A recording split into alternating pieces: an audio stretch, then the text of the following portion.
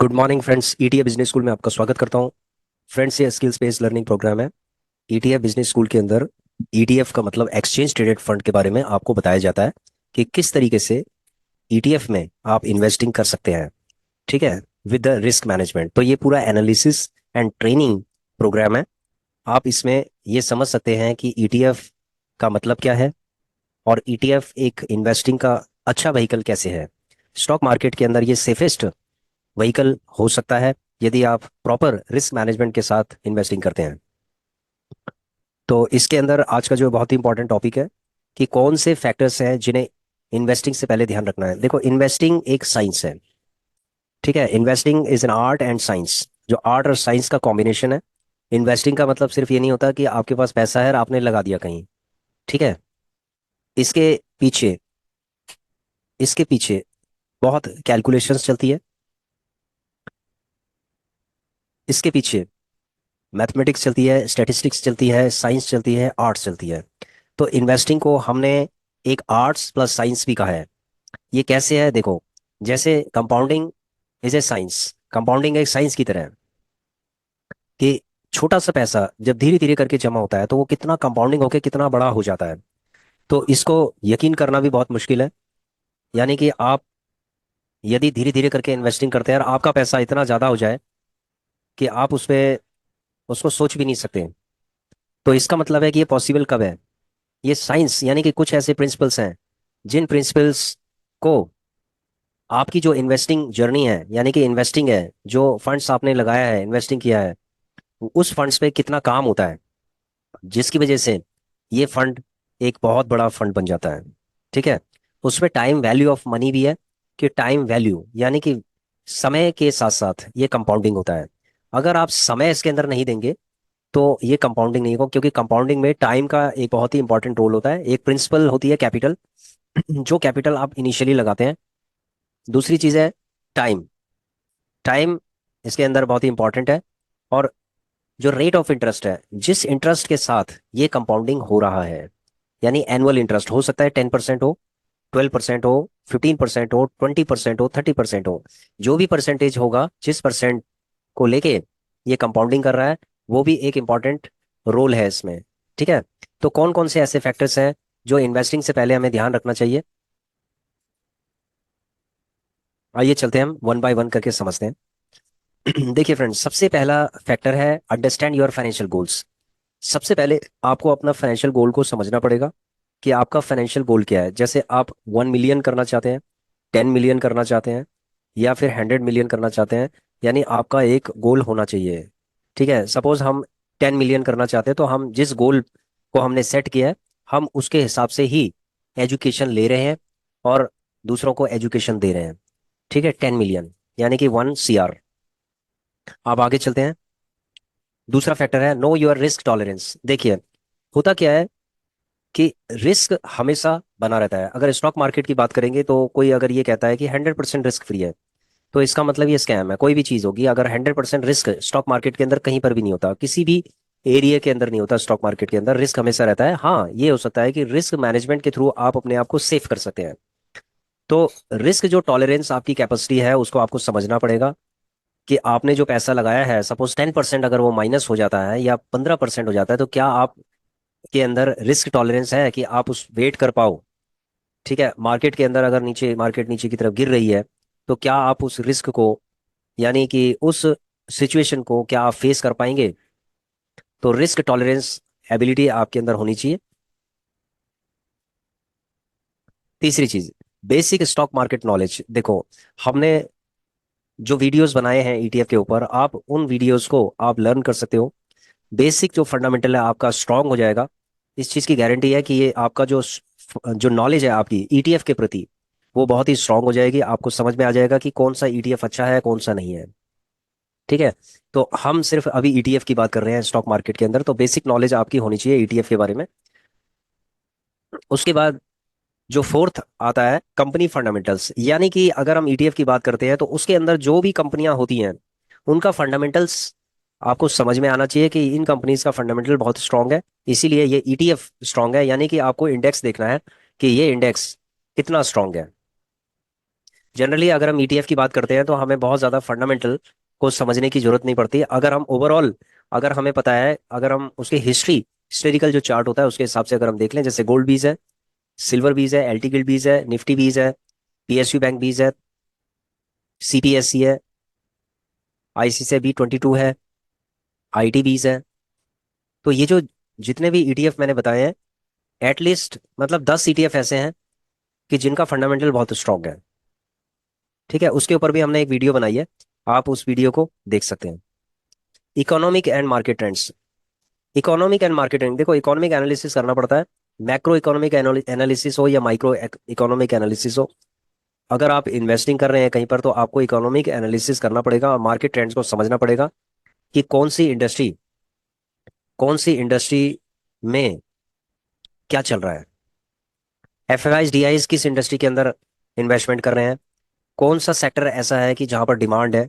यानी इकोनॉमिक्स पूरा demand and supply का गेम है। तो आपको ये समझना पड़ेगा कि डिमांड एंड सप्लाई कहाँ पर ज्यादा है। ठीक है, नेक्स्ट आता है हमारा छठा, डाइवर्सिफिकेशन इज द की। ये मैं हर समय बताता हूँ। ठीक है, जितने भी हमारे प्रोग्राम चलते हैं उन प्रोग्राम्स में मैं ये बताता हूँ कि डाइवर्सिफिकेशन के बिना आपका पोर्टफोलियो बिल्कुल, ये समझ लो कि माइंस के ऊपर खड़ा हुआ है, यानी कि कभी भी ब्लास्ट हो सकता है। तो अगर उसको आप सेव करना है तो आपको डाइवर्सिफाई करना पड़ेगा।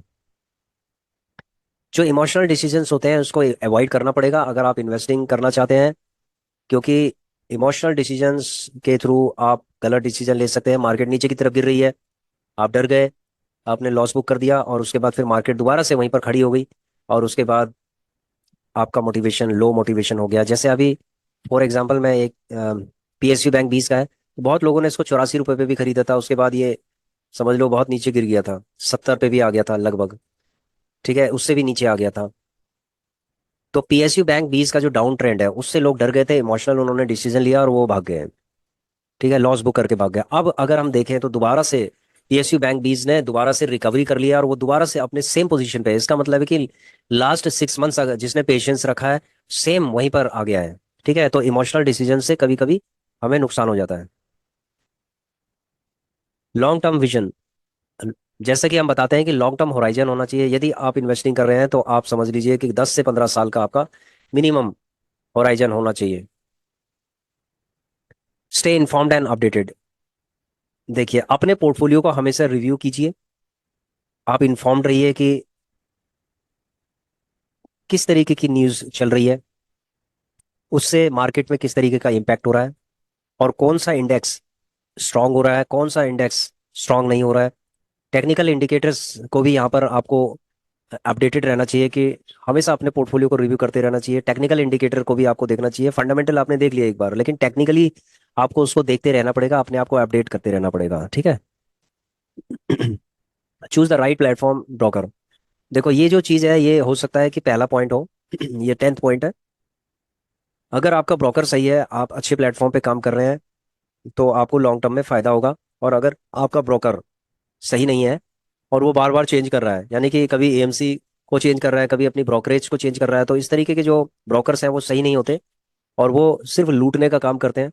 तो इस तरीके के ब्रोकर्स को अगर आप ऐसे ब्रोकर के उसमें फंस गए हैं तो एकदम से ये समझ लीजिए कि आप इमीडिएटली इनको छोड़ दीजिए और सही प्लेटफॉर्म का आप इस्तेमाल कीजिए, जिससे कि लॉन्ग टर्म में जो आपका पैसा है, ठीक है, आपका पैसा सेफ हो और आप प्रॉपर तरीके से उसके अंदर ट्रेडिंग कर सकें, इन्वेस्टिंग कर सकें। स्टार्ट स्मॉल एंड लर्न, हमेशा शुरुआत करनी चाहिए एक छोटे से रूप में। एक छोटा सा, जैसे हमने 500 रुपये से स्टार्ट किया था और धीरे धीरे करके हमने अपने पोर्टफोलियो को बिल्ड किया है, तो अभी ये थोड़ा सा बिल्ड हो रहा है। अभी भी माइक्रो लेवल का है, हम ये नहीं कह सकते, लेकिन ये धीरे धीरे करके ये बिल्ड हो रहा है। और इसके साथ साथ हम अपनी लर्निंग को भी हमने कंटिन्यू रखा है। उसके बाद आता है कि बहुत लोग इन्वेस्टिंग करते हैं लेकिन टैक्स इम्प्लीकेशंस क्या होते हैं उन चीज़ों को समझ नहीं पाते हैं। देखो आगे टैक्स इम्प्लीकेशंस होंगे, यदि आप शॉर्ट टर्म गेन कर रहे हैं या लॉन्ग टर्म गेन कर रहे हैं तो उसके हिसाब से ही आपका जो टैक्स इम्प्लीकेशंस बनेगा उसको आपको समझना पड़ेगा कि ये कितना बनेगा। 12.5% है या 20% है, कितना परसेंट है, 15% है या 20% है, ये आपको देखना पड़ेगा। ठीक है, उसके हिसाब से ही आपको काम करना पड़ेगा। तो ये फ्रेंड्स, ये जो फैक्टर्स थे ये बहुत इंपॉर्टेंट फैक्टर है बिफोर इन्वेस्टिंग, यानी कि इन्वेस्टमेंट करने से पहले आपको इन फैक्टर्स का ध्यान रखना चाहिए। ठीक है, बहुत लोग क्या करते हैं कि सोचते रहते हैं कि इन्वेस्टिंग अब करेंगे तब करेंगे, परसों करेंगे। ठीक है, तो वो लोग कभी भी इन्वेस्टिंग नहीं कर पाते हैं। इन्वेस्टिंग के लिए आपके अंदर एक इनिशिएटिव होना चाहिए। आपको एक इनिशिएटिव लेना चाहिए कि यदि आप इनिशिएटिव लेते हैं तो आप, चाहे वो 100 रुपये से स्टार्ट हो, चाहे 500 से स्टार्ट हो, लेकिन वो स्टार्ट अगर आप करते हैं और धीरे धीरे करके आप परफॉर्मेंस को चेक करते हैं, तो उसके बाद आपको समझ में आएगा कि इन्वेस्टिंग का इंपॉर्टेंस क्या है। जैसे सपोज फॉर एग्जांपल हम अपने अगर पोर्टफोलियो की बात करते हैं, तो पोर्टफोलियो में बात करते हैं तो जो परफॉर्मेंस है पोर्टफोलियो की, वो -10% हो गई थी।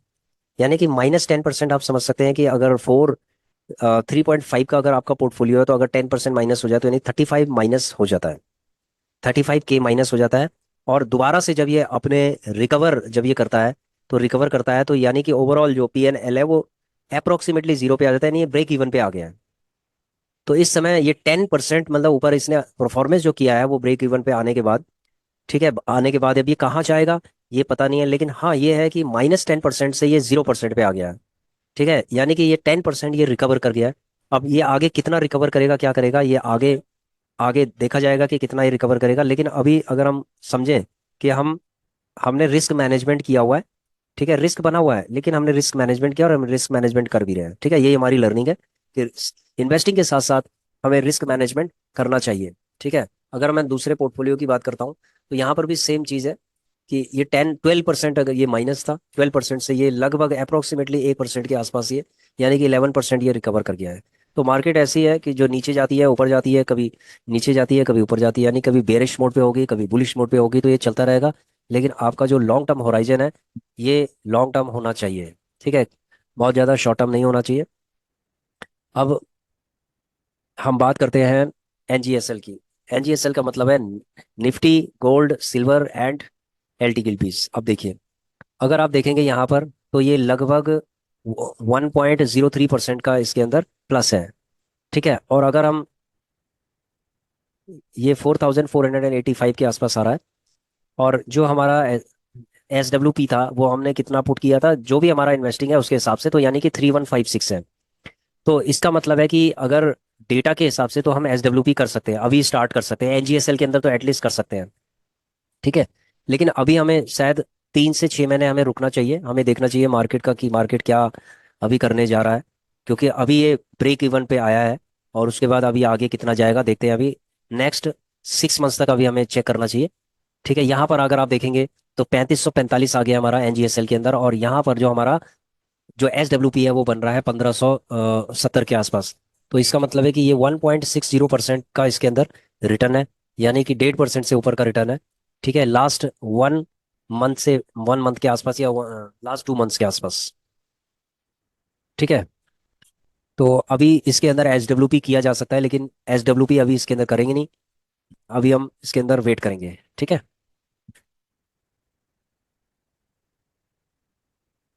अब हम ये चेक कर लेते हैं कि क्वांटिटीज हमारी कोई डिफरेंट तो नहीं है, क्वांटिटीज क्वांटिटीज को भी चेक कर लेते हैं हम अपनी।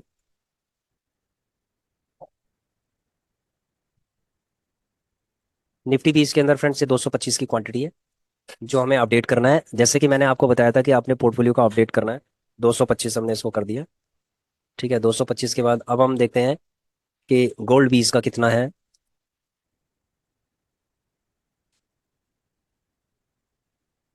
सिल्वर बीज का है 1175, गोल्ड बीज का है, गोल्ड बीज का है फ्रेंड्स 3175, 3175। ठीक है, सिल्वर बीज का है 1175। LT गिल्ड बीज का भी देख लेते हैं, 1500 क्वांटिटी है, आप कितनी है, सॉरी, LT गिल्ड बीज में 2500 की क्वांटिटी है। ठीक है, ये हमने अपडेट कर दिया है। अब अपडेट करने के बाद अब आप देखेंगे कि यहाँ पर 4607 हो गया है, यानी कि ये इंक्रीज हो गया, 4607 हो गया, और हमारा जो SWP बन रहा है अभी 2400 समथिंग बन रहा है, यानी कि एटलीस्ट मतलब 50% कम ही बन रहा है। तो इसका मतलब है कि SWP स्टार्ट किया जा सकता है, अगर हम अभी भी स्टार्ट कर दें SWP तो अभी भी स्टार्ट हो सकता है, क्योंकि इसका तो हाफ है। लेकिन अभी इतनी जल्दी हमें नहीं करना है, अभी हमें ये देखना है कि आगे फर्दर मार्केट नेक्स्ट 6 मंथ्स में कहाँ जाता है। अगर ये मान लीजिए मार्केट दोबारा से नीचे आता है, 10% तक नीचे आता है, तो हम इसके अंदर और एकुमुलेट करेंगे, जैसे एल टी गिल्ड भी इसके अंदर और एकुमुलेट करेंगे। लगभग इसके अंदर हमारी जो, अगर मार्केट नीचे की तरफ जाता है तो हमारा जो टारगेट है वो है लगभग निफ्टी 20 के अंदर लगभग 500 का, 500 क्वांटिटी का। ठीक है। और गोल्ड 20 के अंदर हमारा है अप्रोक्सीमेटली 2,500 का। सिल्वर 20 के अंदर 2,000 का। एल टी गिल्ड 20 के अंदर 5,000 का। तो हमने ये टारगेट किए हुए हैं, तो उसके हिसाब से अगर मार्केट नीचे की तरफ गिरती है तो हम इसको और बाय करेंगे, यानी और एक्युमुलेट करेंगे। और अगर ये ऊपर की तरफ जा रही है तो कोई नहीं, वो धीरे धीरे करके हम इसमें अपडेट कर ही रहे हैं। ठीक है। तो ये क्लियर हो गया आपको। ये था पोर्टफोलियो नंबर 1। पोर्टफोलियो नंबर 2, इसमें भी देख लेते हैं, कुछ अपडेट करते हैं। अगर अपडेट करने के लिए निफ्टी 20 जैसे इसके अंदर चेक कर लेते हैं। निफ्टी 20 का हम चेक करते हैं। देखिए ये निफ्टी 20 है, तो निफ्टी 20 के अंदर हम चेक कर लेते हैं। 273, 273.50 पे है, 100 है क्वांटिटी। ठीक है, 100 है इसके अंदर। यहाँ चेक कर लेते हैं, 100 है, इसमें कोई बदलाव नहीं है। उसके बाद हम गोल्ड 20 का देख लेते हैं। गोल्ड 20, गोल्ड 20 में 885 है। ठीक है, इसको 885 अब कर लेते हैं। उसके बाद है सिल्वर 20 है। सिल्वर 20 को भी चेक कर लेते हैं। सिल्वर 20 के अंदर है 450। ठीक है, 450। एल टी गिल्ड 20 के अंदर भी चेक कर लेते हैं, कोई अगर अपडेट हुआ है तो। कोई अपडेट नहीं है, वो सेम है। तो अब हम चेक करते हैं कि क्या स्थिति है इसकी। देखिए इसकी स्थिति क्या है, 4319 प्लस, यानी कि 1.7% ये प्लस में चल रहा है। और हमारा जो SWP है वो 1873, यानी 1874 के आसपास है। तो आप ये समझ लो कि ऑलमोस्ट 50% नीचे ही है। कोई दिक्कत नहीं है। तो अब अभी हमें इसको भी चेक करना है कि नेक्स्ट 6 मंथ्स में क्या स्थिति इसकी बनती है। ठीक है। और ये डाउनफॉल जब होगा इसका, तो हम उसी तरीके से अकॉर्डिंगली हम इसको, इसकी क्वांटिटी को हम बढ़ाएंगे। ठीक है, ये क्लियर हो गया। तो ये तो था हमारा NGSL का अपडेट। ठीक है।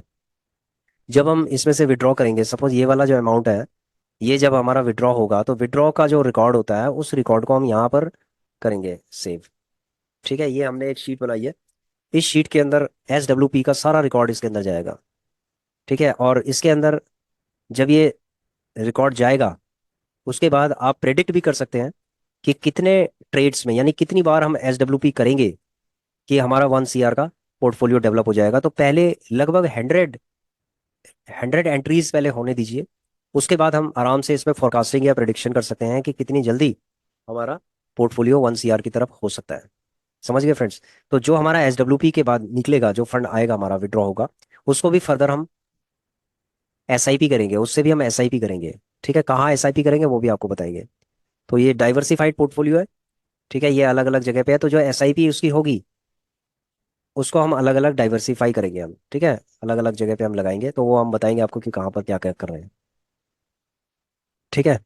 तो ये हमारे जो टॉप क्लास के जो स्टॉक्स थे, वो हमने बताया था आपको कि 60 अप्रोक्सीमेटली जो 60 स्टॉक्स हैं, वो हमने ये नोट किए हुए हैं।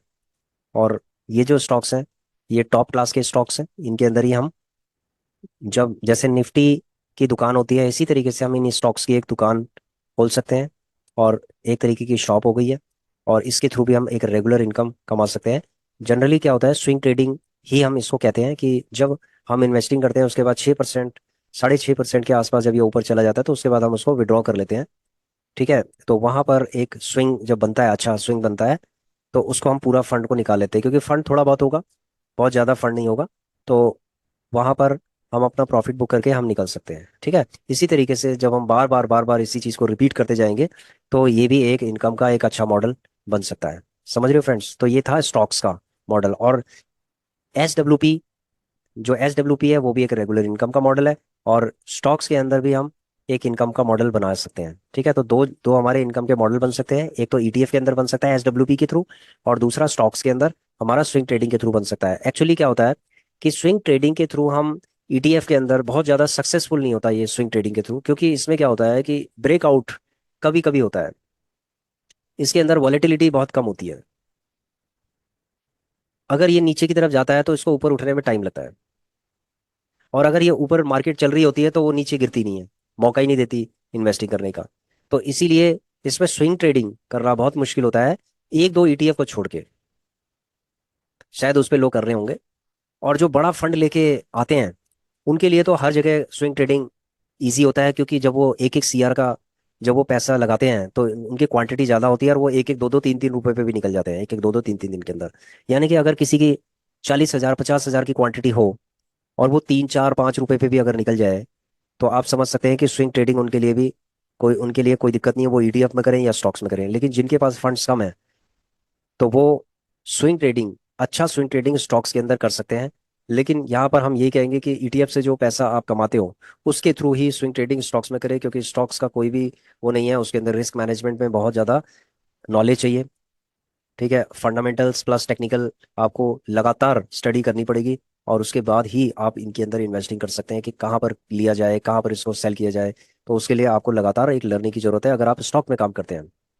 अगर आप ईटीएफ में काम करते हैं तो आपको फंडामेंटल ऑलरेडी पता है कि 10 ईटीएफ है, उसके बाद आपको कहाँ पर बाय करना है, क्या करना है, वो टेक्निकली आप समझ सकते हैं, और इसमें रिस्क मैनेजमेंट बहुत इजीली हो जाता है। वॉलेटिलिटी कम होती है, इसमें कोई दिक्कत नहीं होती है। ठीक है, आप आराम से कुछ समय तक होल्ड करके आप अपना प्रॉफिट भी इसके अंदर कमा सकते हैं, इसमें लॉस होने के चांसेस बहुत ही कम होते हैं। समझ गए फ्रेंड्स? तो ये था हमारा एक कंसेप्ट कि इन्वेस्टिंग करने से पहले हमें किन किन चीज़ों का ध्यान रखना चाहिए। उन चीज़ों का हमने ध्यान रखा, हमने इन्वेस्टिंग किया। इन्वेस्टिंग करने के बाद हमने आपको कई चीज़ें बताई कि क्या क्या करना है। हमने अपडेट करना आपको बताया कि जैसे हमने जब बाई किया था तो हमने इसको अपडेट किया। एनजीएसएल के अंदर किस तरीके का प्रॉफिट आ रहा है वो भी हमने आपको दिखाया। एसडब्ल्यूपी हम कितना कर सकते हैं वो भी हम मैंने आपको बताया। तो बहुत सारी ऐसी चीज़ें हैं जो मैंने आपको बताई हैं। ठीक है, आपको सारी चीज़ें एक साथ नहीं आएंगी, धीरे धीरे करके आप वीडियोस देखिए, जो प्रीवियस वीडियोस हैं वो आप देखना स्टार्ट कीजिए ईटीएफ के। जैसे जैसे आप वीडियोस देखेंगे वैसे वैसे आपका माइंड डेवलप होता चला जाएगा इन्वेस्टिंग के थ्रू, ईटीएफ के थ्रू, और आपका एक कॉन्फिडेंस बिल्ड होगा, उसके बाद आप इन्वेस्टिंग करेंगे। नहीं तो उससे पहले क्या होगा, आप डरेंगे, आप कहेंगे कि अब लगाऊं तब लगाऊं, क्या करूं क्या ना करूं। ठीक है, तो उसमें आप सोचते ही रहेंगे, और अगर आप बिना एनालिसिस के अगर आप लगाएंगे तो आपको लॉस हो सकता है, क्योंकि स्टॉक मार्केट के अंदर पेशेंस चेक करता है, और कहीं भी गलत जगह पे स्टॉक मार्केट के अंदर कभी भी इन्वेस्टमेंट नहीं करना चाहिए, आंख बंद करके खासकर नहीं करना चाहिए। इसीलिए हम जो वीडियोस आपके लिए लेकर आ रहे हैं, इन वीडियोस के थ्रू हम आपकी नॉलेज को इम्प्रूव करना चाहते हैं। ठीक है, हमारा जो फोकस है वो आपको इन्वेस्टिंग कराना नहीं है, इन्वेस्टिंग कराने से पहले जो नॉलेज चाहिए वो नॉलेज हम आपको दे रहे हैं।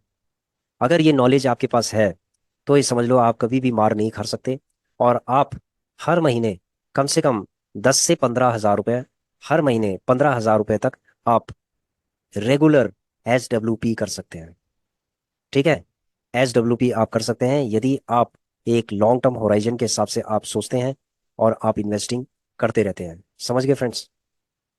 तो अगर मैं आपको एसडब्ल्यूपी की बात बताऊं, तो अगर जो हमारा इन्वेस्टिंग मॉडल है, ठीक है, एसडब्ल्यूपी के अंदर अभी जो इन्वेस्टिंग मॉडल है उसमें अगर देखा जाए तो एक जगह 2400 हो गया और दूसरी जगह हमारा हो गया 1800 के आसपास हो गया, यानी कि 24 और दो 2600 और 2600 और 10, यानी कि 2600 और 10 3600, यानी कि 3600 रुपए की हम अभी 3600 रुपए की अभी हम क्या कर सकते हैं, एसडब्ल्यूपी कर सकते हैं।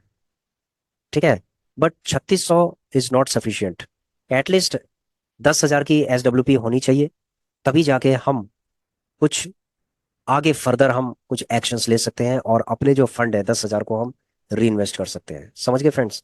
तो आशा करता हूँ कि आप लोगों की समझ में आ गया होगा, और जो हमारी वीडियोस हैं ये नॉलेज बेस्ड वीडियोस हैं। ठीक है, इसको आप जितना फॉरवर्ड कर सकते हैं आप फॉरवर्ड कीजिए, ताकि दूसरों को भी नॉलेज हो ईटीएफ के बारे में, और ईटीएफ में किस तरीके से आपको अपना पोर्टफोलियो को बिल्ड करना है। ठीक है, ये आप समझते हैं, हमारे वीडियोस के थ्रू आप समझेंगे और समझते भी हैं आप। ठीक है, तो इसीलिए धीरे धीरे करके आपको अपनी नॉलेज बढ़ानी है। नॉलेज बढ़ाने के साथ साथ आप फर्दर एनालिसिस कर सकते हैं, और एनालिसिस के बेसिस पे आप अपने डिसीजन ले सकते हैं। समझ गए friends? Thanks for watching our video, please share subscribe and like our channel. Thank you.